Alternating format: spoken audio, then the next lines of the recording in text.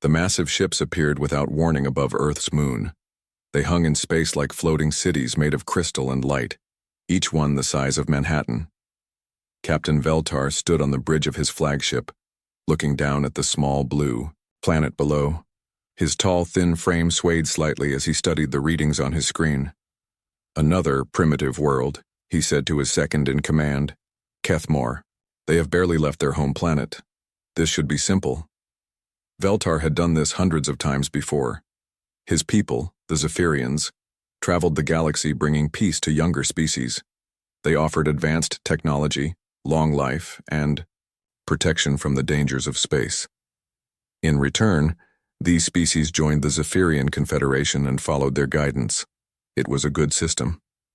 It had worked for over 2,000 years. The first scans of Earth showed exactly what Veltar expected. The humans had nuclear weapons, basic computers, and small spacecraft that could barely reach their own moon. They fought wars among themselves and struggled with disease and hunger. They were perfect candidates for Zephyrian help. "Begin the peace protocols," Veltar ordered. "Send the universal greeting signals." The Zephyrian ships broadcast messages in mathematics and simple pictures. Within hours, Earth's governments responded. The humans seemed excited and frightened at the same time. They sent their own messages back, trying to communicate. Dr. Sarah Chen was chosen to lead Earth's response team.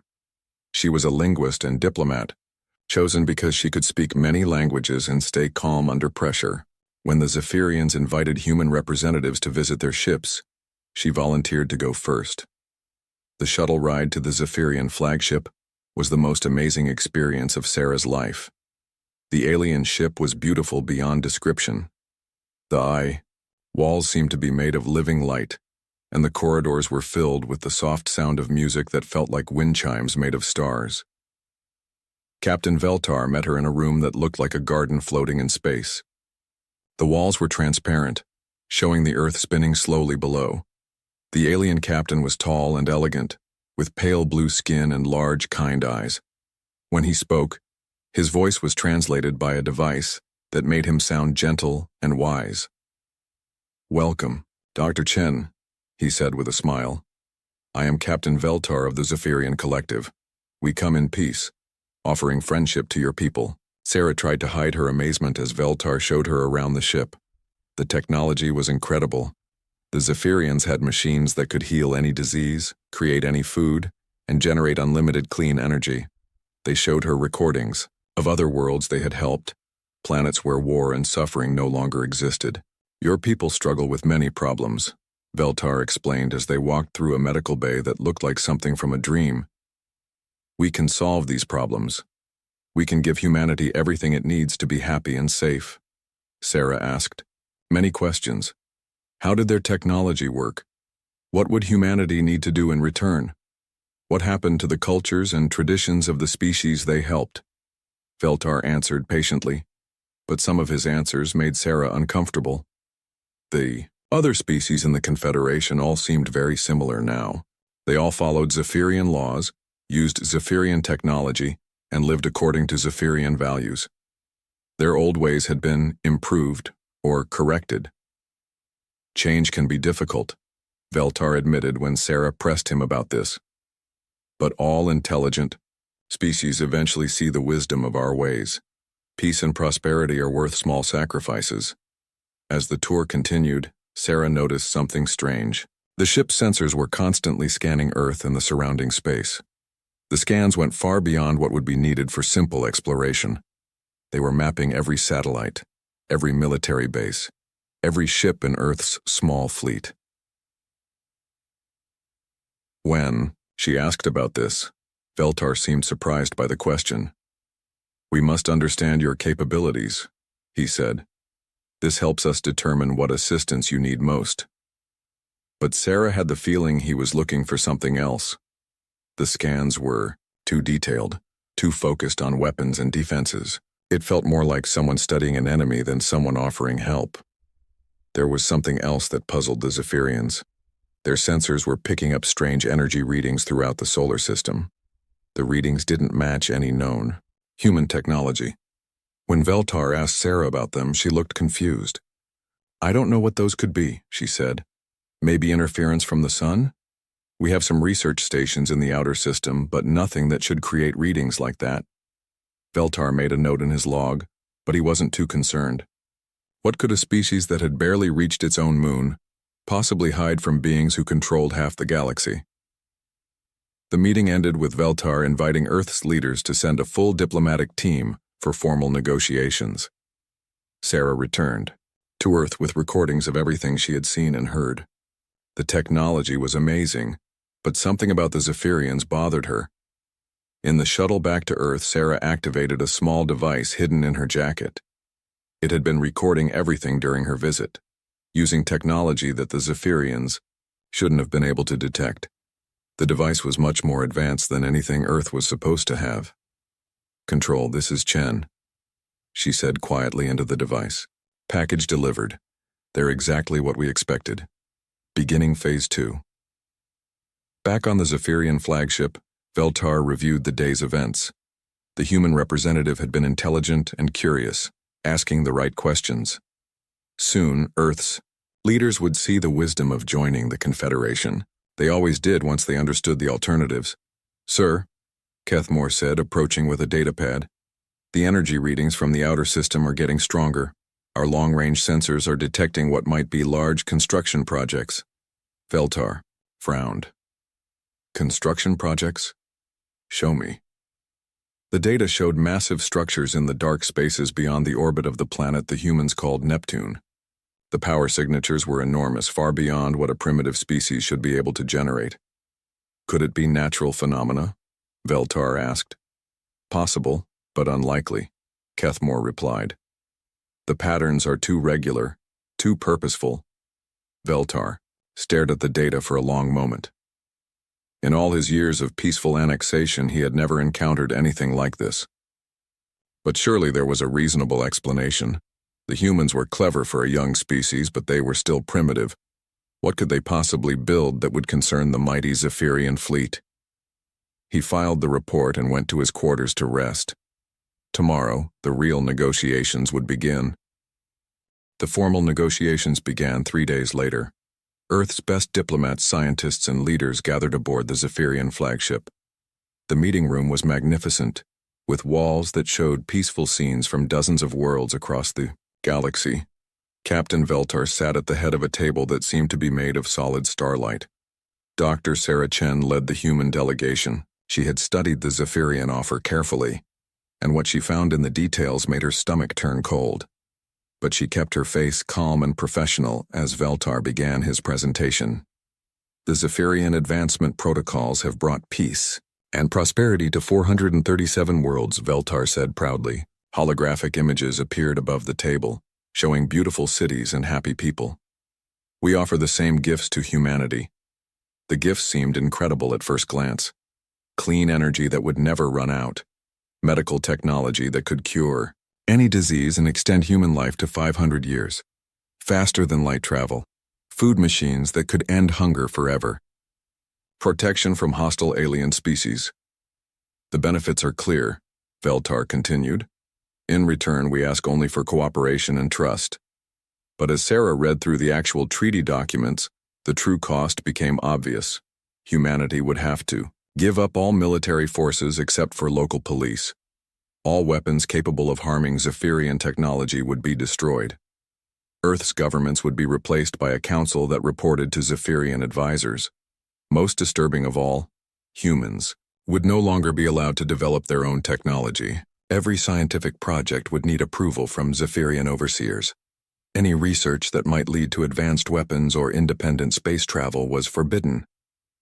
"These terms seem rather restrictive," Sarah said carefully. "What happens to human autonomy?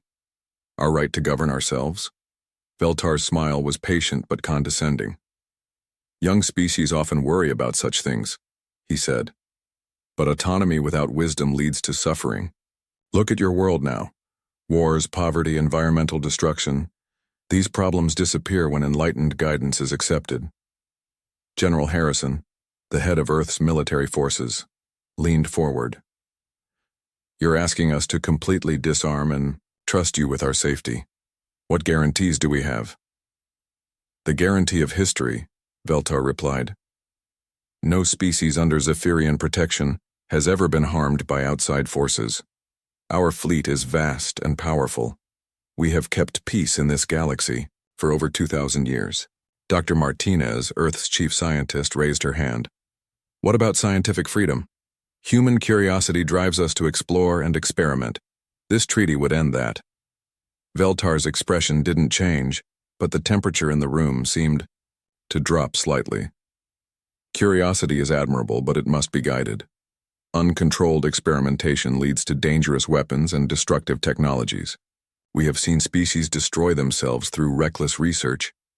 And what happens to species that refuse your generous offer? Sarah asked quietly. For the first time, Veltar's perfect composure cracked slightly. His large eyes became cold, and his voice lost its gentle tone. That would be regrettable. Fortunately, no species has ever been unreasonable enough to refuse our protection. The universe is a dangerous place for those who stand alone. The threat was clear, even though it was wrapped in polite words. Sarah felt a chill run down her spine, but not from fear, from anger. These creatures came offering gifts with one hand while holding a sword with the other. The negotiations continued for hours. The Zephyrians showed more recordings of their success stories.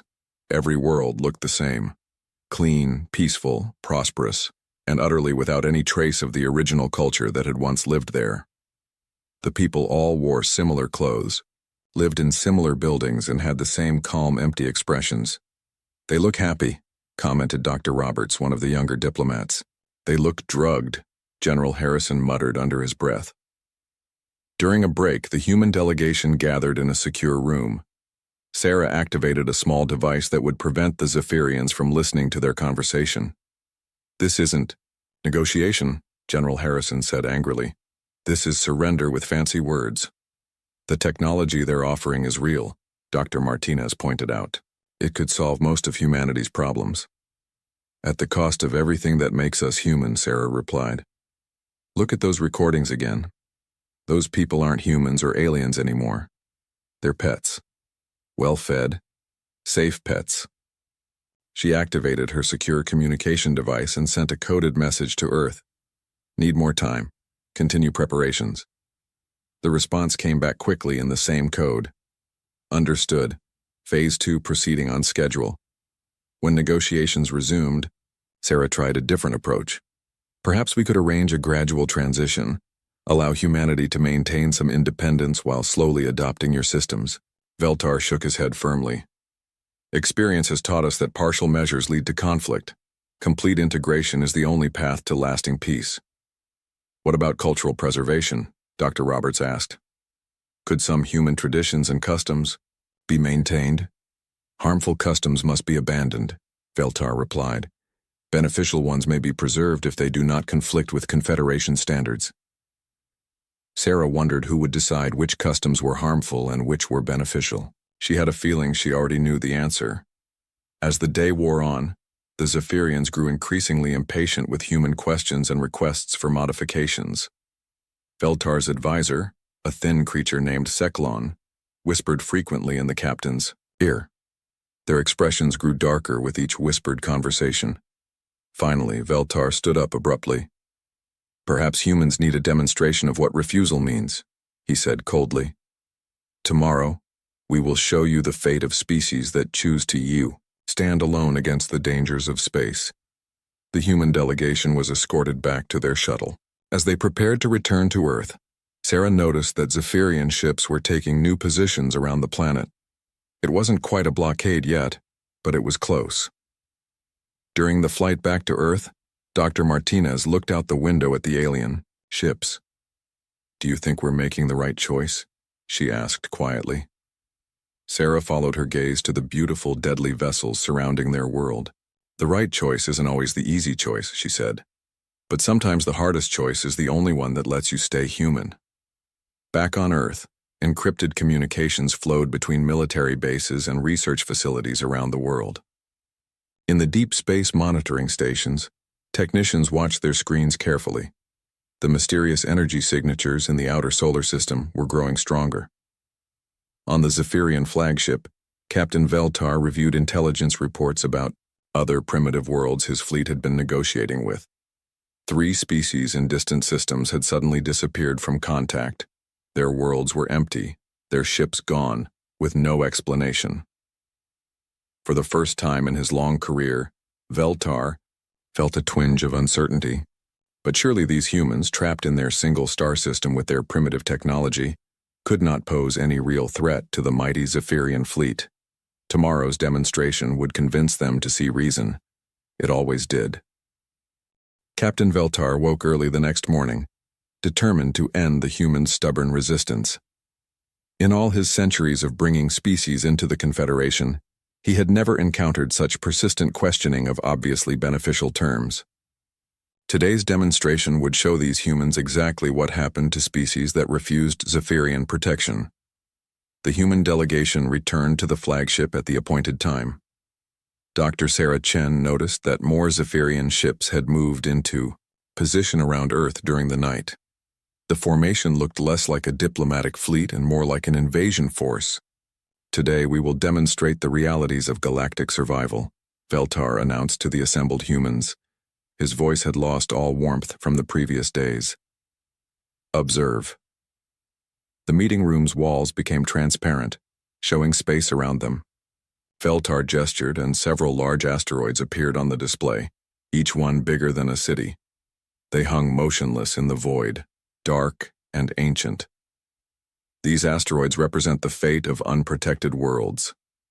Veltar said coldly, "Watch what happens to those who stand alone against the dangers of space." 3 Zephyrian ships moved into position around the asteroids. Their weapons were beautiful and terrible, crackling with energy that seemed to bend space itself. When they fired, the asteroids simply vanished. Not destroyed or broken apart, but completely erased from existence. The human delegation watched, in silence. Some looked impressed, others frightened. But Sarah Chen was studying the weapons carefully, her scientific mind analyzing everything she saw. "Impressive," she said calmly when the demonstration ended. "Could we get detailed scans of the destroyed matter? For scientific research, of course." Veltar was pleased by her request. It showed proper respect for Zephyrian power. "Of course. Our sensors recorded everything. The detailed scans were transmitted to the human shuttle immediately." Sarah thanked Veltar politely, but inside she was smiling. Every scan, every demonstration, every casual display of technology was giving human scientists exactly what they needed. During the break, Sarah sent another coded message to Earth. "Package 2 delivered. Analysis proceeding." But Veltar was growing increasingly frustrated with other problems. The mysterious energy readings from the outer solar system were getting stronger every day. His science officer, Kethmore, approached him with a worried expression. "Captain, the readings from the outer system are now showing massive construction activity," Kethmore reported. "The power signatures suggest projects far beyond what these humans should be capable of building." Veltar studied the data on his private screen. The readings showed enormous structures being built in the dark spaces beyond Neptune. The energy patterns were unlike anything in Zephyrian databases. What could they be building out there? Veltar wondered aloud. The humans claim they are research stations and solar collection arrays, Kethmore replied. But the power outputs are enormous. Some of these structures are generating more energy than entire Zephyrian cities. Could it be natural phenomena? Unknown physics? Kethmore shook his head. The patterns are too regular, too purposeful. Someone is building something massive out there. Veltar made a decision. Send long-range scouts to investigate. I want to know what the humans are hiding. But when the scout ships approached the outer system, they encountered something impossible. Their sensors showed nothing, empty space. Yet the energy readings from the flagship indicated massive structures exactly where the scouts reported emptiness. "Sir," the scout captain reported, "we see nothing here. Just normal space and a few small research platforms." Veltar stared at his screens in confusion. How could his sensors detect enormous construction projects that his scout ships couldn't see? Unless Captain, Kethmore said quietly, I'm receiving a priority message from High Command. The message that arrived changed everything. 3 other primitive species that Zephyrian fleets had been negotiating with in distant star systems had vanished. Not destroyed, not evacuated, but simply gone. Their worlds were empty, their ships missing, their populations nowhere to be found. How is this possible? Veltar demanded. These were primitive species. They had no interstellar travel capabilities. The message from High Command was brief and troubling. Investigation ongoing. Maintain current mission but report any unusual activities immediately. Veltar turned back to the negotiations with a growing sense of unease. The humans were still asking questions, still requesting modifications to the standard treaty. But now their questions seemed different, more focused, more knowing. Captain Veltar, Dr. Chen said during the afternoon session, we're curious about your ship's defensive systems. How do you protect against stealth attacks? The question seemed innocent enough, but something about the way she asked it made Veltar uncomfortable. Our shields are impenetrable, he replied. No known weapon can harm a Zephyrian vessel. What about unknown weapons? General Harrison asked casually. Before Veltar could answer, alarms began sounding throughout the ship. Kethmore rushed to his station, his face pale with shock.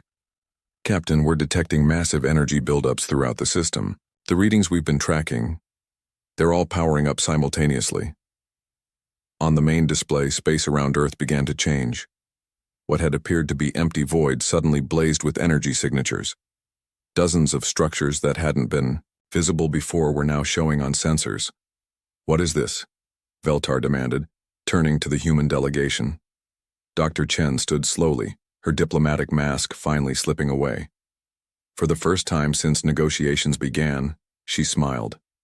It was not a friendly smile. This, she said quietly, is what happens when predators stop pretending to be prey. The structures powering up around Earth were not research stations or solar collectors. They were weapons platforms, each one larger than a Zephyrian ship and bristling with technology that shouldn't exist. Massive installations that had been hidden from view by some kind of stealth system. But that wasn't the most shocking revelation. As the stealth fields dropped, Veltar could see ships.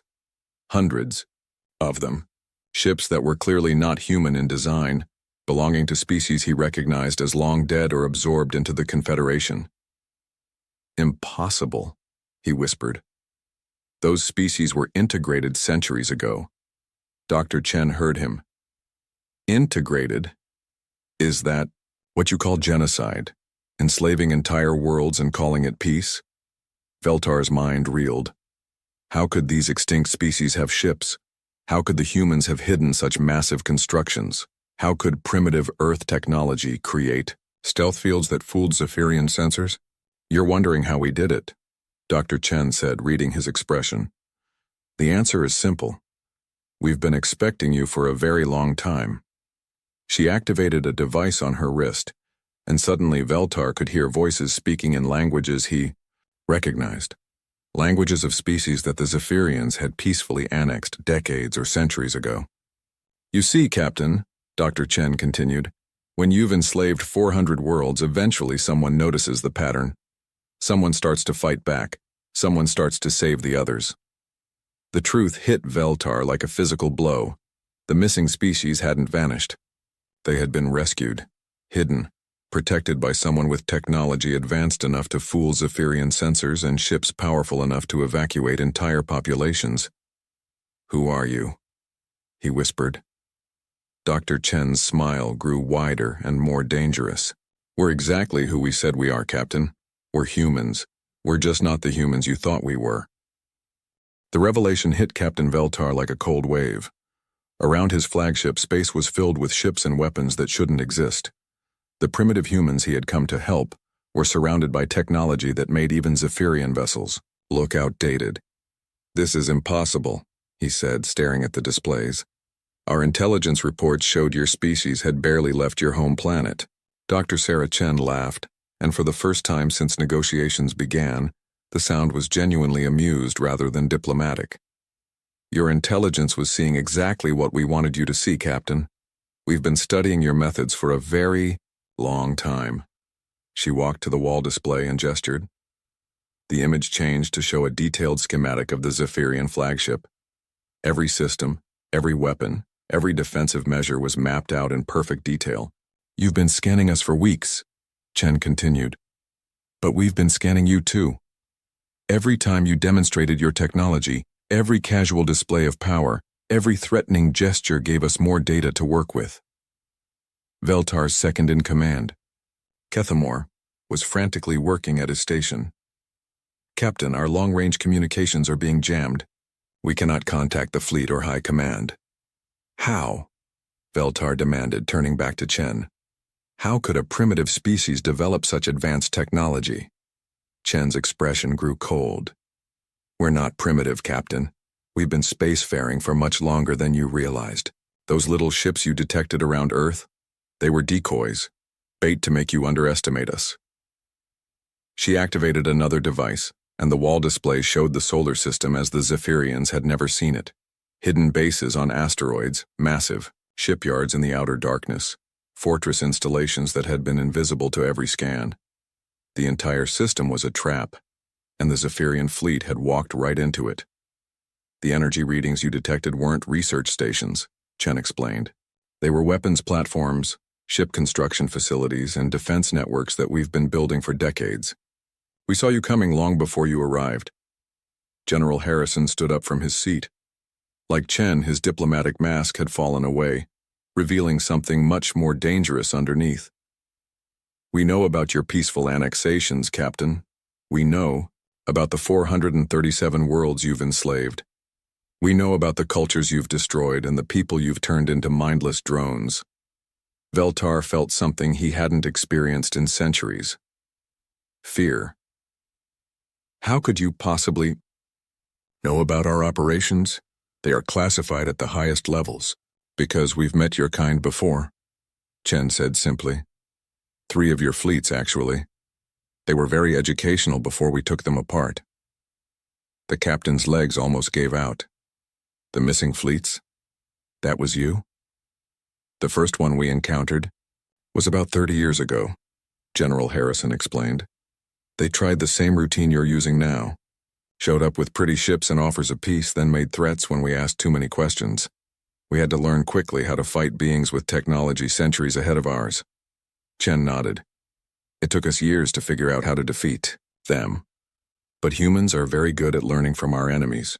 We studied their ships, reverse-engineered their technology, and prepared for the next visit. The second fleet was easier, Harrison continued. We knew their tactics, their weaknesses. The third fleet barely lasted a day. Veltar stared at them in horror. You destroyed 3 Zephyrian fleets? That's impossible. No primitive species has that capability. There's that word again, Chen said with annoyance. Primitive. You keep using it, but I don't think you understand what it means. A primitive species doesn't build interstellar rescue networks. A primitive species doesn't evacuate entire populations from your confederation and relocate them to hidden worlds. The truth was becoming clear to Veltar, and it was worse than his darkest fears. The missing species. You rescued them. Rescued, relocated, and recruited, Harrison confirmed. Amazing how grateful people are when you save them from slavery. Amazing how eager they are to help save others. Chen walked to another wall panel and activated it. The display showed dozens of star systems, each one marked with symbols that Veltar recognized. They were worlds that the Zephyrians had classified as successfully integrated decades or centuries ago. We've been busy, Captain, Chen said. Every time your people sent a peaceful annexation fleet somewhere, we sent a rescue fleet.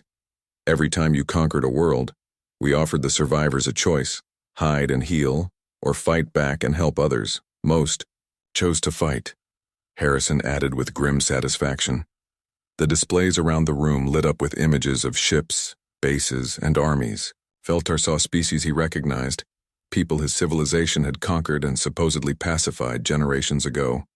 They were all here, all armed, all waiting.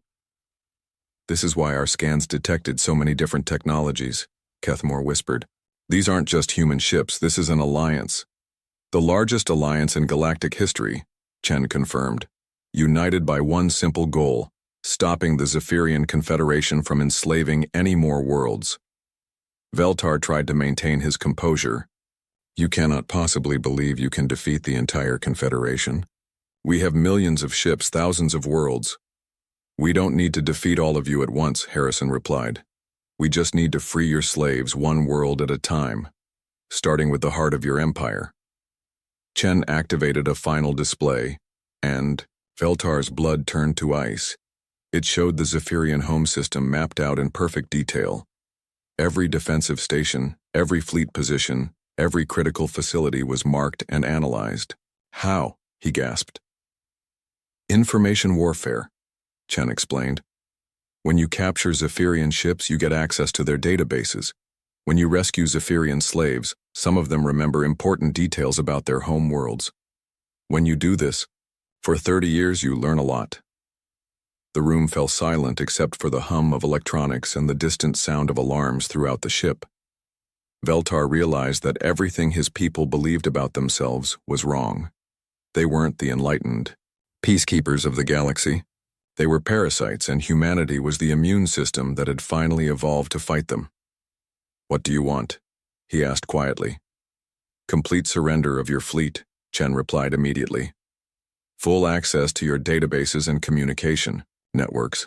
Safe passage for our rescue ships to every world in your confederation. And if I refuse? Harrison's smile was cold as space. Then you'll find out why humans spent millions of years as apex predators before we learned to be civilized. On the displays around them, more ships were decloaking. Massive vessels that dwarfed even the Zephyrian flagship, bristling with weapons that no Confederation scientist had ever imagined. The trap was complete, and Veltar finally understood what he was truly facing. Humanity hadn't been hiding because they were weak. They had been hiding because they were strong, and they wanted their enemies to underestimate them. Now the mask was off, and the galaxy was about to discover what humans really were when they stopped pretending to be anything else. The age of Zephyrian dominance was ending, and Captain Veltar was witnessing its final moments. Captain Veltar stared at the displays surrounding him, watching his perfect world collapse in real time. The trap was complete, and there was no escape. But the final shock was yet to come. Captain, Kethmore called out from his station, his voice shaking. There's something decloaking directly behind us. It's massive. The rear display activated, showing space behind the Zephyrian flagship. At first, there was nothing but stars. Then reality seemed to bend and twist, and something impossible appeared. The ship that materialized was a monster. It dwarfed the Zephyrian flagship like a whale next to a minnow. Dark metal covered in weapons that hummed with barely contained power. Along its hull, letters spelled out its name in human script. Tess Retribution. Terran Earthship Retribution, Dr. Chen said, reading Veltar's expression. Our flagship. One of 50 we've built over the past 30 years. The bridge of the Retribution appeared on the main display. A woman in a crisp military uniform sat in the captain's chair, her eyes cold and determined. She looked exactly like Dr. Chen, but older and harder.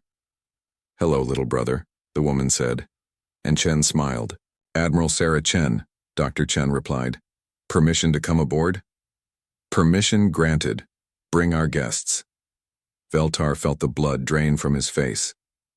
Your sisters? Twins, actually, Chen replied. I handle the talking. She handles the shooting. It's worked out well for us. Within minutes, the entire human delegation was transported to the Retribution. Veltar and his senior officers were brought along as prisoners, though they were treated with cold politeness. The Zephyrian flagship was taken intact, its crew disarmed but unharmed. The bridge of the Retribution was a temple to human warfare. Every surface was covered with tactical displays, weapon controls, and communication systems. Crew members from dozens of different species worked side by side, all wearing the same human military uniforms. Admiral Sarah Chen rose from her command chair as they entered. She was taller than her sister, with scars on her hands and a bearing that spoke of years of combat command. Captain Veltar, she said formally. Welcome aboard the first ship of the Terran Liberation Fleet. Veltar tried to maintain his dignity. I demand to speak with my superiors. This is an act of war against the Zephyrian Confederation. No, Admiral Chen replied calmly. This is the end of the Zephyrian Confederation. She gestured to the displays around the bridge. Each one showed a different star system, and in each system, human ships were emerging from stealth. The Liberation Fleet was massive, spread across dozens of worlds simultaneously. Operation Freedom Dawn began 1 hour ago, the Admiral explained. Right now, Liberation fleets are arriving at every major Confederation world. We're not here to conquer. We're here to free the people you've enslaved. Dr. Chen joined her sister at the central display. We've been planning this for 30 years, Captain. Every rescued species provided intelligence about Confederation worlds. Every captured ship gave us access codes and navigation data. Every freed slave told us where their families were taken. The displays showed the liberation in real time. On world after world, human ships were arriving at orbital stations and defense platforms. But instead of attacking, they were broadcasting. Admiral Chen activated the main communication system. Her voice, translated into hundreds of languages, echoed across space to every world in the Confederation. People of the galaxy, she began. For too long you have lived under the lie of Zephyrian peace. You have been told that slavery is protection, that freedom is dangerous, that resistance is futile. Today we prove them wrong. The broadcast showed images from the rescued worlds, people who had been saved from Confederation control, living free on hidden planets, children who had grown up without Zephyrian mind control drugs, cultures that had been preserved and allowed to flourish. We are the Terran Liberation Alliance, Admiral Chen continued. We offer you a choice your Zephyrian masters never did. You can come with us to freedom, or you can stay and fight for it here. But you will never again be slaves. On the displays, Veltar watched his empire crumble. World after world, the response was the same. People who had lived under Confederation rule for generations suddenly remembered what freedom felt like. They rose up, throwing off the mental chains that had kept them docile for so long. The Zephyrian response fleets were overwhelmed. Ships that had never faced real opposition found themselves fighting enemies who knew their every weakness. Liberation fleet vessels that had been built specifically to counter Confederation technology made short work of the confused and demoralized Zephyrian forces. How? Veltar whispered. How did you hide all of this? Humans are very good at two things, Dr. Chen replied. Learning from our mistakes and planning for the long term. The first Confederation fleet that attacked Earth taught us that we needed to become something you'd never faced before. What's that? Veltar asked, though he was beginning to understand the answer. A predator that thinks like prey, Admiral Chen answered. For 30 years we studied you. We learned your tactics, your weaknesses, your blind spots. We became everything you never expected to face. Patient, coordinated, and absolutely ruthless when necessary. The liberation continued across the galaxy. On some worlds, the transition was peaceful. Zephyrian administrators simply surrendered when faced with overwhelming force and popular uprising. On others, there was fighting, but it was brief and one-sided.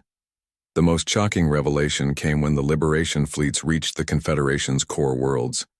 These supposedly loyal populations rose up with as much enthusiasm as the conquered ones. Even the Zephyrians' own people were tired of their empire's endless appetite for control. Your own citizens are rebelling, Dr. Chen pointed out, showing Veltar the reports from his home system. Amazing what happens when people realize they have a choice. Within hours, it was over. The Zephyrian Confederation, which had ruled half the galaxy for over 2,000 years, simply collapsed. Their fleets surrendered, their worlds declared independence, and their leaders fled or were captured. Veltar sat in a comfortable chair on the Retribution's bridge, watching his life's work disappear. What happens now? He asked quietly. Now, we rebuild, Admiral Chen replied. Every species gets to choose their own government, their own culture, their own future. Some will want our help, others will want to be left alone. Both choices will be respected. And the Zephyrian people? They'll be treated exactly like everyone else, Dr. Chen said. Free to build whatever kind of society they want, as long as it doesn't involve enslaving others. Veltar looked around the bridge at the mixed crew of humans and former Confederation slaves working together. Why didn't you just destroy us? You clearly had the power. Admiral Chen considered the question carefully. Because that would make us just like you. The point isn't to replace one empire with another, the point is to make sure there are no more empires. She turned to face Veltar directly. Besides, destruction is easy. Building something better is hard. Humans prefer to do things the hard way. In the months that followed, the galaxy changed more rapidly than it had in millennia. Worlds that had been uniform and controlled under Confederation rule exploded with diversity and creativity. Art, music, science, and culture flourished as people rediscovered their heritage. The Terran Liberation Alliance kept its word. They provided help to worlds that requested it, and left alone those that preferred independence. The vast human fleet that had appeared so suddenly began to scatter, its ships returning to hidden bases or transforming into exploration and aid vessels. Veltar was eventually released and returned to his home world, where he lived quietly for the rest of his long life. Sometimes late at night he would look up at the stars and remember the moment when he realized that the galaxy's greatest predators had been pretending to be prey. Humanity had awakened, and the universe would never be the same. In the deep reaches of space, human exploration ships pushed into unknown regions, carrying with them a simple message for any civilizations they might encounter. We come in peace, but we are not defenseless. We offer friendship to those who want it, and protection to those who need it. But we will never again allow anyone to mistake kindness for weakness. The age of empires was over. The age of freedom had begun. Jack Miller stood at the window of his office on Earth Central Command, watching ships take off into the night sky. The stars looked different now. For 6 months, everyone on Earth knew they were not alone. Humanity had finally achieved faster-than-light travel, and within weeks of their first jump they encountered the Galactic Council. Ambassador Miller, the final briefing starts in 10 minutes, said Lily Carpenter from the doorway. Her voice was steady, but Jack could hear the tension underneath. Thank you, Lily, I'll be right there, he replied without turning from the window. Jack straightened his dark blue uniform and checked his reflection in the glass. At 48, his face showed signs of a difficult life, a small scar above his right eyebrow, deep lines around his eyes, and gray streaks in his brown hair. Nothing in his appearance suggested that Earth's fate might rest on his shoulders. The hallways of Earth Central Command buzzed with activity as Jack made his way to the briefing room. Officers and diplomats nodded respectfully as he passed. Everyone knew his mission. Everyone knew the stakes. Inside the briefing room, General Kate Powell stood before a large holographic display showing a massive space station shaped like a wheel with 7 spokes. Concordia Station, she said as Jack took his seat. Home of the Galactic Council and your destination for the next month, Ambassador. Looks cozy, Jack said. A few nervous laughs echoed around the table. General Powell didn't smile. The Council has agreed to discuss Earth's petition for membership, but our intelligence suggests they're not happy about it. 27 species make up the Council, and at least half view us as a potential threat. The hologram changed to show various alien species. Jack had spent months studying them all. The tall, four-armed Zethal with their logical minds, the reptilian Mervians with their honor codes, the ghostly Kier who collected and sold information. Our problem is simple, continued Powell. Most species took thousands of years to develop FTL travel after achieving spaceflight. We did it in less than 300. That scares them. Jack nodded. They think we're advancing too quickly, that we're unpredictable. They're right, said a voice from the back of the room. Admiral Ben Rogers stepped forward. Which is why the President selected you for this mission, Miller. Your background makes you uniquely qualified. Jack and the Admiral exchanged a look. That made Lily shift uncomfortably in her seat. There was history there, something unspoken. The delegation leaves tomorrow, Powell said. Ambassador Miller, Lily as your assistant, Security Chief Susan Reeves, and 4 support staff. The Council has permitted only one small security detail, so Chief Reeves will select her team carefully. A tall woman with short blonde hair nodded from across the table. Susan Reeves had served in Earth's Special Forces before joining diplomatic security. Jack had requested her personally. Now for the sensitive part, Admiral Rogers said, pressing a button that activated privacy shields around the room. Our deep cover sources have provided troubling information. The hologram shifted to show recordings of council meetings, secret sessions not meant for human eyes. The Galactic Council is divided on how to handle humanity, Rogers explained. Some advocate for guidance and patience.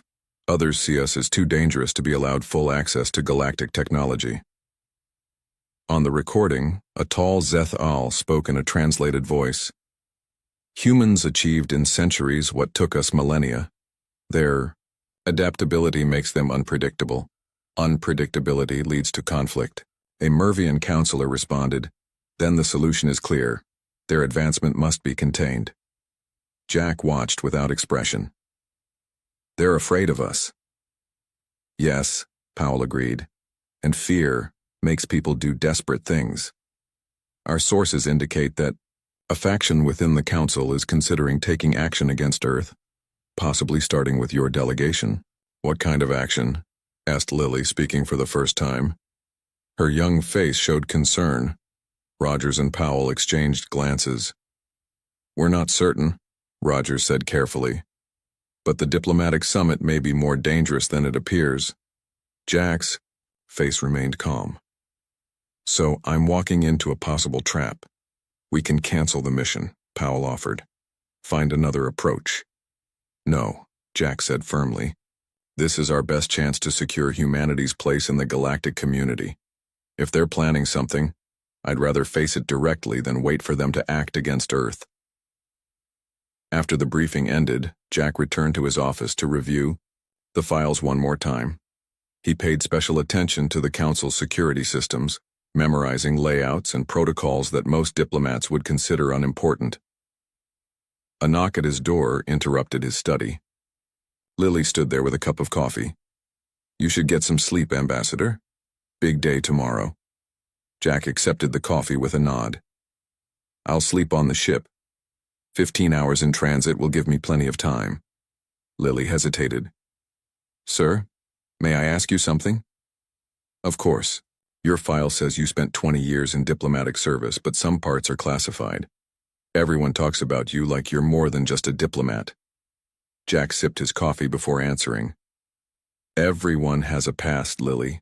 Mine just happens to be useful now. Admiral Rogers seems to know you well. We served together a long time ago. Jack turned back to his work, signaling the end of the conversation. After Lily left, Jack opened a secure channel on his personal device. Admiral Rogers answered immediately. Is everything ready? Jack asked. Yes, Project Reaper assets are in place, but Jack, the Council doesn't know what you are. This could be considered an act of war if discovered. Only if I'm discovered, Jack replied calmly. And only if they strike first. And if they don't, then I'm just a diplomat doing his job. Jack closed the channel and returned to studying the Council's security systems. That night, in the privacy of his quarters, Jack removed his shirt and stood before a mirror. Across his chest and back ran a network of faint silver lines that pulsed, gently with a soft blue light. He pressed a spot near his heart and the skin opened to reveal a small compartment containing vials of clear liquid. Jack took one vial and injected it into his arm. The silver lines brightened momentarily, then faded back to near invisibility. One last calibration, he whispered to himself, as his eyes briefly flashed with the same blue light. Let's hope diplomacy works this time. In orbit above Earth, the members of the Galactic Council's Intelligence Division watched the preparations for the human delegation's departure. Are all arrangements in place? Asked Thrava, the Council's High Minister. Yes, replied Vextor, his chief of security. The humans will never know what hit them. Their ambassador Miller will meet with a tragic accident during his visit, and Earth will understand they are not ready for membership. And there will be no evidence linking it to us? None. It will appear to be a malfunction in their own equipment. Thrava nodded gravely. It is regrettable but necessary. Humanity must be shown their place in the order of things, for the safety of all. What neither alien knew was that Earth had intercepted their transmission, and as Jack Miller prepared to depart, as humanity's representative, he went knowing exactly what awaited him, and exactly what he was prepared to do in response. The human ship emerged from its jump point near Concordia Station with a flash of blue light. Inside the ship, Jack Miller stood from his seat and straightened his formal diplomatic uniform. The 15-hour journey had given him time to prepare, mentally, for what lay ahead. Concordia Station has granted us docking permission at Bay 47, said the pilot. They're sending an escort. Jack nodded and turned to his team. Remember, we're guests here. Follow protocol, stay alert, but do nothing to provoke suspicion. Lily Carpenter checked her tablet. The welcoming committee includes representatives from 5 council races. Standard diplomatic greeting. And non-standard security, added Susan Reeves, checking a small device on her wrist. I'm counting at least 20 guards in the docking area. That's twice the normal protocol. Jack smiled slightly. They're being cautious. Let them think their caution is enough. The ship docked with a gentle bump. Jack led his team to the airlock where they waited as pressure equalized. When the doors slid open, they were greeted by a wall of alien faces. A tall, four-armed Zethal stepped forward. Its silver skin gleamed under the station lights, and its voice came through a translator device with a metallic ring. Ambassador Miller of Earth, I am Counselor Velix. Welcome to Concordia Station, home of the Galactic Council. Jack bowed his head slightly. The honor is ours, Counselor. Earth is grateful for this opportunity. Felix gestured with 2 of his arms. These are representatives from the Council's diplomatic corps. They will assist your transition to station life. Jack was introduced to each alien in turn. A reptilian Mervian with scales that shifted color with its mood. A floating Kier whose translucent body seemed to ripple like water. A bulky Toran with skin like rough bark. And a slender Vef whose 6 eyes blinked independently of each other. Your quarters have been prepared in the diplomatic wing, Felix continued. Tonight there will be a formal reception. Tomorrow preliminary discussions begin. As they followed their escort through the massive station, Lily whispered to Jack, The Kier representative keeps watching you. The Kier watch everyone. Jack replied quietly. They're information brokers. Everything they see has value to someone. The diplomatic wing was a circular section of the wheel-shaped station. Their quarters occupied a suite of rooms with viewports looking out at the stars.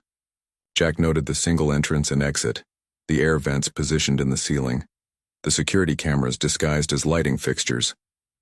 Chief Reeves, secure our rooms, Jack ordered once they were alone. Susan nodded and pulled out a small device. She walked methodically through each room, scanning for surveillance equipment. 4 bugs in the main room, 2 in your private quarters, Ambassador. Standard council models. Leave them, Jack said, but run interference on the audio feed. Let them hear only what we want them to hear. While Reeves worked, Lily unpacked the diplomatic materials. The schedule they provided shows 3 days of preliminary talks before the full council meets to hear our petition. 3 days for them to assess us, Jack said, and 3 days for us to learn what we can. A chime at the door announced their first visitor. Jack opened it to find a Mervian standing outside, scales shifting from green to blue. Ambassador Miller, the Mervian said through its translator. I am Vextor, head of council security. I would like to offer you a private tour of the station. Jack recognized the name from the intercepted transmission. This was one of the council members plotting against the human delegation. I would be honored, Jack replied with a practiced smile. Give me a moment to inform my staff. When he turned back to his team, his expression was serious. This is one of the conspirators. I'll go with him to see what information I can gather. Reeves, continue securing our position. Lily, begin analyzing the materials they've provided for inconsistencies. Sir, Susan said quietly. This could be dangerous. Jack's eyes hardened. Everything about this mission is dangerous, Chief, but sometimes the best way to understand a trap is to step into it carefully. Jack followed Vextor through the station's corridors. The Mervian pointed out various features: hydroponics gardens where food was grown, recreation areas where diplomats socialized, and the Grand Council chamber where Earth's petition would eventually be heard. The Council has stood for 12,000 years, Vextor said. 27 species working together for peace and progress. And now you consider adding a 28th, Jack replied. Vextor's scales rippled slightly. Some feel humanity has not yet proven itself ready, because we developed faster than expected? Partly, the Mervian admitted, but also because your species has a unique history. Most spacefaring races have united their planets before reaching the stars. Yours still maintains separate nations, separate militaries. We value diversity of thought, Jack said. Others might call it dangerous unpredictability, Vextor countered. They passed through a security checkpoint where Jack noted the positions of guards and weapon emplacements. The tour continued to the station's central hub where 7 corridors met in a vast circular chamber. The heart of Concordia, Vextor explained. From here one can access any section of the station. Jack committed the layout to memory, knowing it might prove vital later. When they returned to the diplomatic wing, Jack found Susan Reeves waiting with a concerned expression. What did you learn? She asked once Vexitor had departed. They've added security checkpoints that weren't in our briefing materials, Jack said. And the central hub has blast doors that can isolate each section of the station. They're preparing containment measures. That evening, the human delegation attended the formal reception in the Grand Hall. Hundreds of aliens from various council species mingled, some openly curious about the humans, others visibly wary.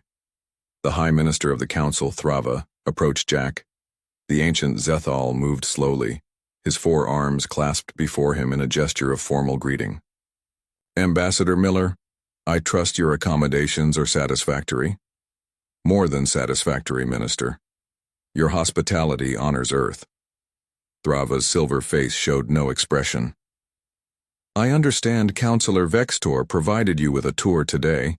I hope you found it informative. Very, Jack replied. Though I noted some recent security enhancements that weren't in your station schematics. A flicker of surprise crossed the minister's face before he regained composure. The council values the safety of all its guests. Sometimes updates occur more quickly than documentation can follow. As they spoke, servers circulated with food and drinks. One offered Jack a tray of small blue fruits.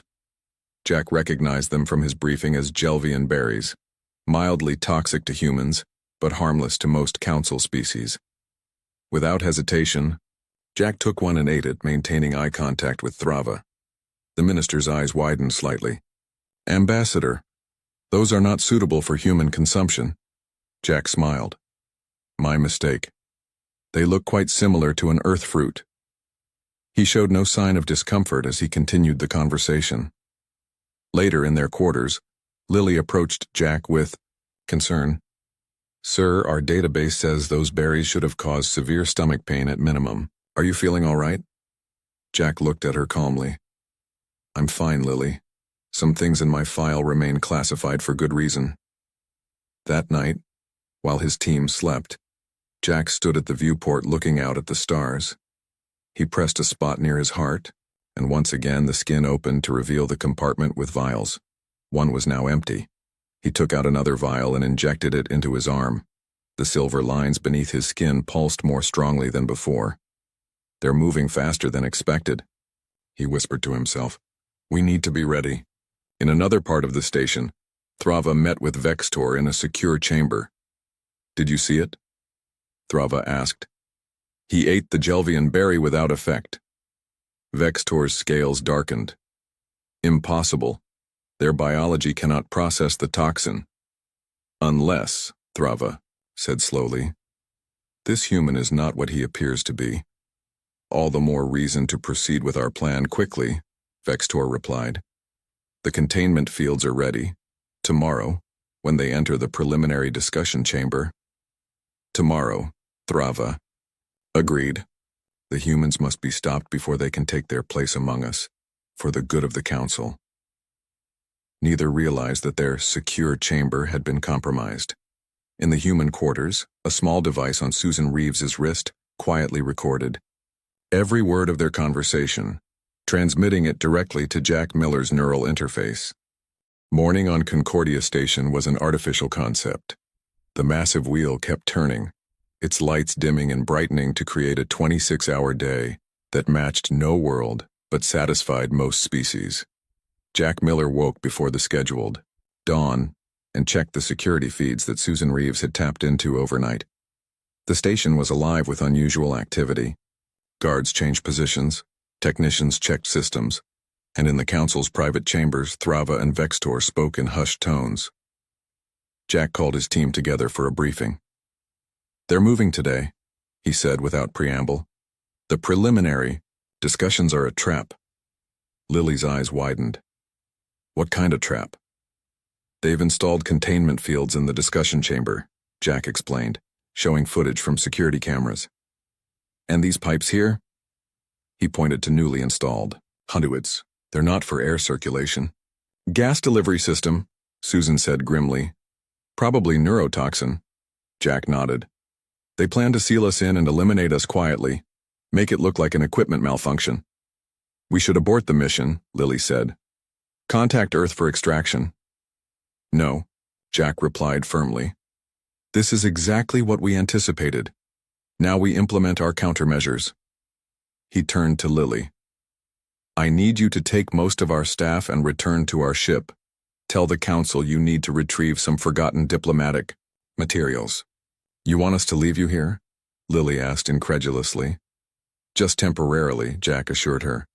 "Once you're aboard, have the pilot prepare for emergency departure, but do not leave. Wait for my signal." Jack looked at Susan. "You'll stay with me. I need someone I can trust to watch my back." Susan nodded, her face grim but determined. "What about the Council's plan?" Lily asked. Jack's expression hardened. "Let them spring their trap. Sometimes the best way to expose a predator is to become willing prey." 2 hours later, Jack and Susan walked toward the discussion chamber. 6 alien guards escorted them, supposedly for their protection. "Your staff is not joining us, Ambassador?" asked a Zethal diplomat who waited by the chamber doors. "A minor logistical issue," Jack explained smoothly. "They'll join us shortly." The Zethal's silver face betrayed no emotion, but Jack noticed a subtle signal passed between the alien and the guards. The discussion chamber was a small room with a circular table. Representatives from 5 council species waited inside.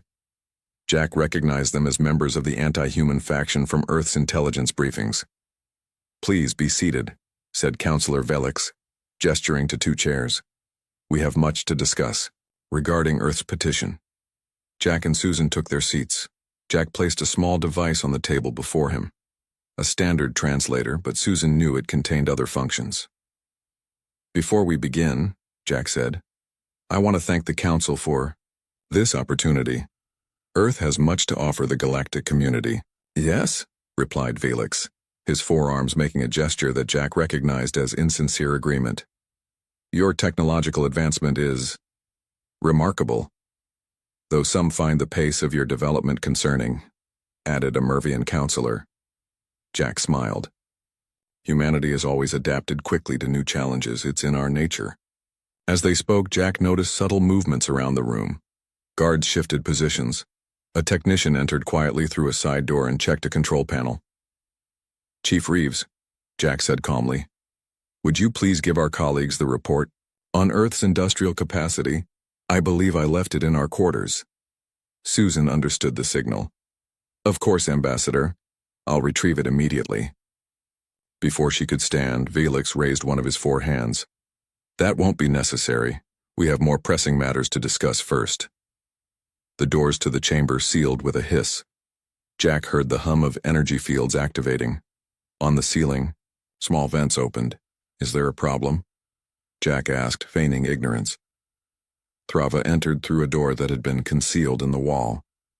The High Minister looked at Jack with an expression that might have been regret on his alien face. Ambassador Miller, Thrava said, the Council has reached a decision regarding humanity's petition. Without a full hearing? Jack asked. That seems contrary to your procedures. Some threats require exceptional measures, Thrava replied. Humanity has advanced too quickly. Your species is too unpredictable, too dangerous to be allowed unrestricted access to galactic technology. Jack's expression remained neutral. And your solution is to murder Earth's diplomatic delegation? How does that demonstrate the Council's supposed moral superiority? Vextor stepped forward, his scales turning a dark red. It is regrettable, but necessary. Your deaths will be attributed to a malfunction in your own equipment. Earth will be offered condolences and restricted membership with appropriate supervision. I see, Jack said calmly. He glanced at Susan, who had edged closer to him. And you believe Earth will simply accept this explanation? They will have no choice, Thrava said. The alternative would be isolation or conflict with 27 advanced species. A fine mist began to spray from the ceiling vents. Jack recognized the sweet smell of nervane gas, a potent neurotoxin that could kill most organic life within minutes. Susan immediately covered her mouth, but Jack placed a hand on her arm. It's too late for that, he said quietly. He reached into his pocket and removed a small injector, which he pressed against her neck. What are you doing? She gasped. Protecting you, Jack replied. The antidote will keep you alive, but you need to appear affected. Drop to the floor when I signal. The Council members watched from behind a transparent barrier that had risen to protect them from the gas. They observed with clinical detachment as the gas filled the chamber. Susan began to cough, then slumped forward in her chair. Jack caught her and gently lowered her to the floor. To the watching aliens, it appeared she had succumbed to the neurotoxin. Your security officer has fallen, Ambassador, Vextor noted. You will soon follow. The gas affects human physiology quite rapidly. Jack remained seated, breathing normally despite the thick cloud of toxin surrounding him. That's an interesting hypothesis, Counselor. Let's test it, shall we? Confusion spread across the alien faces as Jack showed no signs of distress. Seconds stretched into minutes, and still he sat calmly at the table. Impossible, whispered Thrava. The concentration is lethal to all carbon-based life. Jack smiled thinly. A common misconception about humans. We're full of surprises. He stood slowly and approached the barrier separating him from the Council members. The aliens backed away, alarm evident in their movements. Increase the concentration, ordered Vextor to a technician. The mist grew thicker until Jack was barely visible within it. Yet his voice came through clearly. I warned Earth that diplomacy might fail. They prepared accordingly. The silver lines beneath Jack's skin began to glow visibly through his clothing. His eyes shimmered with the same blue light. What are you? Gasped Thrava. Jack placed a hand against the barrier. Where his skin touched the energy field, it sizzled and began to warp. I am what you forced us to create, Jack replied. You should have welcomed humanity with open arms. Instead, you chose fear. The barrier between them began to crack under Jack's touch. Alarms blared throughout the chamber. Seal the entire section, Vextor shouted. Full containment protocol. But it was too late. The barrier shattered, and Jack Miller stepped through the broken energy field, his body now visibly transformed. The silver lines covered his skin in intricate patterns, pulsing with energy. His eyes glowed with an intense blue light. The Council members backed away in terror. You struck first, Jack said, his voice eerily calm as he advanced toward them. But you should have asked yourselves an important question before you did. What question? Thrava asked, trembling. Jack's lips curved into a cold smile. If humans managed to develop so quickly on their own, what else might they have developed that you don't know about? Behind him, Susan Reeves rose silently from the floor, her eyes alert and focused. The trap had failed, and now the hunters would become the hunted. Chaos erupted throughout Concordia Station. Alarms blared as security teams rushed toward the diplomatic section. Council members fled to safety bunkers deep within the station core. Ordinary aliens huddled in their quarters, wondering what emergency had triggered a station-wide lockdown. In the discussion chamber, Jack Miller stood amid the swirling neurotoxin, his transformed appearance causing the council members to back away in fear. The silver lines covering his skin pulsed with energy. As he approached Thrava and Vextor, "What are you?" Thrava asked again, his forearms trembling. "A contingency," Jack replied calmly. "Earth suspected the council might reject us through extreme measures. I volunteered for Project Reaper long before I became a diplomat." Susan. Reeves had recovered fully from her apparent collapse. She drew a small weapon from a hidden holster and moved to guard the chamber entrance. "The station is locked down, sir," she reported. "Security teams are converging on our position." Jack nodded, exactly as expected. He turned back to the council members. "You have a choice now. You can continue this ill-advised conflict, or you can listen to what I have to say." Vextor's scales had turned pale gray, a sign of extreme fear in Mervians. "You cannot escape.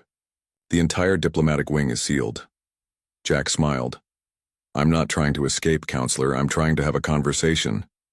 He pressed a small device on his wrist. Around the station, security systems began to malfunction. Doors opened and closed, randomly. Communications sputtered with static. "What is happening?" demanded Thrava. "I spent months studying your systems," Jack explained. "Every security protocol, every emergency procedure. While you were watching me, I was learning how to dismantle your defenses from within." In the security control center, alien technicians worked frantically to regain control. Screens flickered with warning messages in dozens of languages. Command consoles locked and unlocked at random intervals. "The human has compromised our network," reported a Zethal security officer.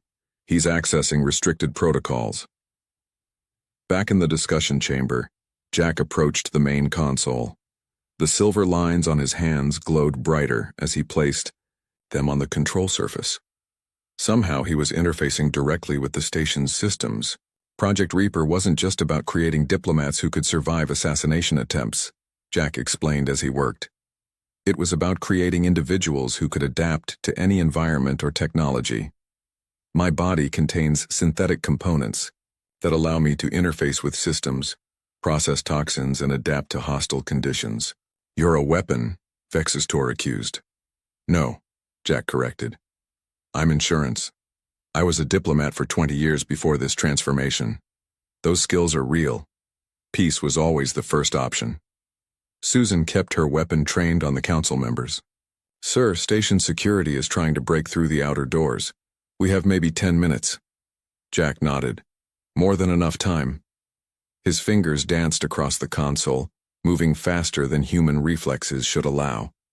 "I'm accessing your secure archives now." "Impossible!" Thrava exclaimed. "Those files are protected by quantum encryption." "Quantum encryption that was designed without considering human neuroscience," Jack replied. "Your systems are elegant but predictable. We found weaknesses months ago." On screens around the chamber, classified council files began to appear. Records of previous encounters with emerging species. Evidence of similar diplomatic accidents that had befallen other civilizations who had advanced too quickly for the council's comfort. 7 species, Jack said, his voice hardening. 7 potential council members who suffered mysterious tragedies after developing faster than expected. "We suspected you had done this before, but now we have proof," Jack continued, accessing files. "And here, contingency plans for a direct strike against Earth if diplomacy failed. Military assessments of our defenses. Target lists for our major cities and infrastructure." The council members stared in horror as their most secret plans were exposed. "This is treason," Vextor hissed. "No," Jack countered. "This is justice. You planned the elimination of my species because we made you uncomfortable. Because we didn't fit your tidy vision of how civilizations should develop." Jack's hands moved away from the console. The station-wide communication system activated, broadcasting his voice to every section of Concordia. "Attention all species of the Galactic Council. This is Ambassador Jack Miller of Earth. The Council leadership has attempted to assassinate Earth's diplomatic delegation. This was not an isolated incident. Evidence of similar actions against other emerging species is being transmitted to all communication channels now. Throughout the station, aliens gathered around screens and communication devices. The evidence Jack had uncovered was streaming to every corner of Concordia, and beyond, to member worlds across the galaxy. "What have you done?" whispered Thrava. "Created transparency," Jack replied. "Something the Council has avoided for thousands of years." The outer doors to the chamber shuddered as security teams tried to force them open. Susan glanced at Jack. "Sir, we're running out of time." Jack nodded and pressed another control on his wrist. "Lily, execute Phase 3. Across the station, in Docking Bay 47, the human ship powered up its engines, but instead of attempting to flee, it transmitted a signal into deep space. In the blackness beyond Concordia, space rippled as 5 Earth vessels materialized from FTL jumps. They took defensive positions around the station, weapons powered but not targeting any specific section. "Reinforcements," Jack explained to the stunned Council members. Earth wasn't foolish enough to send its only diplomat without backup. "This is an act of war," Thrava said weakly. "No, this is a negotiation." Jack's transformed body began to return to its normal appearance, the silver lines fading beneath his skin. Earth still desires peace and cooperation with the Galactic Council, but it will be on fair terms, not as a subordinate to be controlled or eliminated when convenient. The chamber doors finally burst open. Security teams rushed in, weapons drawn, but froze at the scene before them. Their leaders, cornered by 2 humans, their secrets exposed throughout the station. And beyond the viewports, Earth ships holding position. "Lower your weapons," ordered Jack. "No one needs to die today." Reluctantly, the security teams complied. Jack turned back to Thrava and Vextor. "Here are our terms. Earth will join the Council as a full member. A new oversight committee will be established to review the Council's past actions and ensure transparent governance moving forward. And your militaries will stand down from their preparations against Earth." "And if we refuse?" asked Thrava. Jack's eyes flashed blue one last time. "Then the evidence of your crimes against multiple species will be broadcast to every world in the galaxy. I suspect many of your own people would be displeased to learn how their leaders have behaved." Susan's communication device beeped. "Sir, Lily reports that all data has been successfully transmitted to Earth. Our position is secure." Jack nodded. "Good." He looked at the Council members, his expression softening slightly. "I was sent here as a diplomat, and that role remains my preference. Violence was never our first choice, only our contingency if you forced our hand." For a long moment, silence filled the chamber. Then Thrava's 4 shoulders slumped in defeat. "We'll consider your terms, Ambassador Miller." "Excellent," Jack replied. "I look forward to a more honest dialogue between our peoples." As security teams escorted the Council members away, Susan moved closer to Jack. "You think they'll actually agree?" Jack watched as his skin completed its return to normal appearance. Only his eyes retained a faint blue glow. "They don't have much choice. The age of Council secrets is over. Now we see if they can adapt as quickly as humans do." Throughout Concordia Station, thousands of aliens watched the evidence of their leaders' betrayals with shock and anger. A new era of galactic politics had begun, sparked by humanity's refusal to be silenced. 1 week later, Jack Miller stood before the full Galactic Council. The Grand Chamber was packed with representatives from all 27 member species. The events in the diplomatic wing had sent shockwaves throughout the galaxy. Now, those ripples had become a tide of change. Jack wore a formal Earth uniform, simple and blue with minimal decorations. His appearance was fully human again, the silver lines hidden beneath his skin. Only his eyes, with their subtle blue glow, hinted at what lay beneath the surface. Beside him stood Lily, Susan, and the rest of the Earth delegation. Behind them, in seats usually reserved for honored guests, sat the captains of the 5 Earth vessels that remained in orbit around Concordia. High Minister Thrava addressed the assembly, his silver face now marked with symbols of contrition, dark lines etched into the metal-like skin as was customary for Zethal who had failed their duty. The Council acknowledges its grave error in the treatment of Earth's representatives, Thrava said, his voice carrying throughout the chamber. The actions taken against Ambassador Miller and his team violated our most sacred principles of diplomacy and peaceful cooperation. Murmurs spread through the assembly. Many council members had been shocked by the evidence Jack had released. Some demanded the immediate removal of Thrava and his co-conspirators. Others feared what Earth might demand as compensation. In light of these events, Thrava continued, and the evidence presented regarding similar actions against other emerging species, the Council leadership has agreed to Earth's terms. Jack stepped forward to address the assembly. His voice was calm, showing no hint of triumph or anger. Earth does not seek revenge, he said. We seek partnership. The galaxy faces challenges that no single species can solve alone. We have much to learn from you, and perhaps some things to teach as well. A Mervian counselor rose to speak, her scales a thoughtful blue-green. Ambassador Miller, many are curious. You could have exposed us, destroyed the Council's authority. Why seek membership instead? Jack smiled slightly.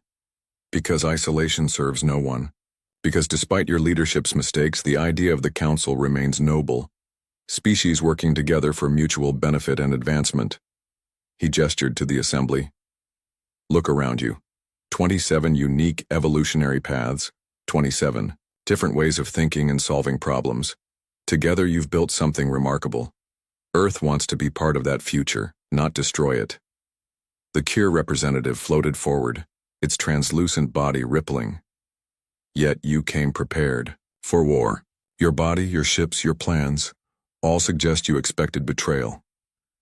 We hoped for peace but prepared for all outcomes, Jack acknowledged. That's the human way. We imagine the worst while working toward the best. Jack turned to face Thrava, directly. The terms Earth proposed were not punitive. We ask only for 3 things: full membership, transparency in Council operations, and a review of past actions against other species. Thrava's 4 arms made a gesture of acceptance. These terms have been approved. The Council formally extends membership to Earth effective immediately. Applause broke out in some sections of the chamber, though many aliens remained reserved, watching Jack with new wariness. A screen lowered from the chamber ceiling, displaying the text of a new galactic charter. Jack read through it carefully, then nodded to Lily, who approached with a small device. Earth accepts membership under these terms, Jack said, placing his thumb on the device. It scanned his print and transmitted the official acceptance. Then it is done, Thrava declared. Earth is now the 28th member of the Galactic Council. After the ceremony, Jack and his team returned to their quarters. The mood was one of cautious celebration. We did it, Lily said, smiling for the first time in days.